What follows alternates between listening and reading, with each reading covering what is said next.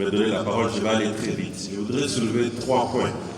Le contexte ouest-africain devient de plus en plus difficile.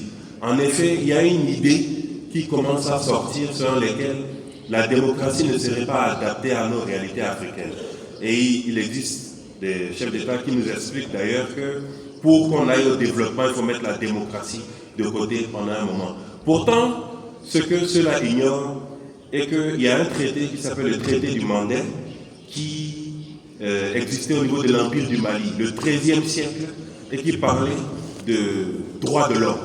Je peux même dire même que dans les royaumes Yoruba, il y avait des instances dans lesquelles on pouvait révoquer le roi. Mais on nous explique aujourd'hui que ces idées de contre-pouvoir, de participation des citoyens, ce sont des importations d'idées occidentales qui ne seraient pas adaptées à nos réalités. C'est mon premier point. Le deuxième point est la gestion de la contradiction. Et là, je vais aller un peu vers une question. Il est de plus en plus difficile de critiquer sans être taxé, comme on dit, d'haineux, de déstabiliser son pays et d'être à la base de désinformation. Et très souvent, c'est ceux qui étaient les plus virulents. Dès qu'ils accèdent au pouvoir, ils scient l'échelle qu'ils ont utilisée pour monter. Et en taxant souvent leurs opposants de terroristes. On voit dans l'histoire, Nelson Mandela a été taxé de terroriste, Samora Machel a été taxé de terroriste. On a, même au Kenya, Kenyatta à l'époque a été taxé de terroriste. Et très souvent, on est taxé de terroriste lorsqu'on va en l'encontre de l'idée de celui qui est au pouvoir. Et je finirai par l'effondrement des contre-valeurs.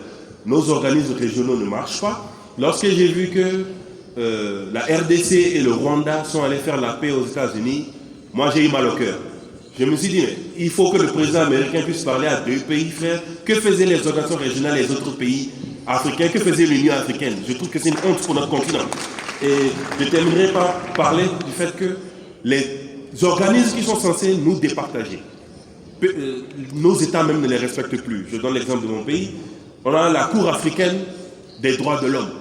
Elle a donné une décision dans mon pays et donc mon pays a juste décidé de l'ignorer.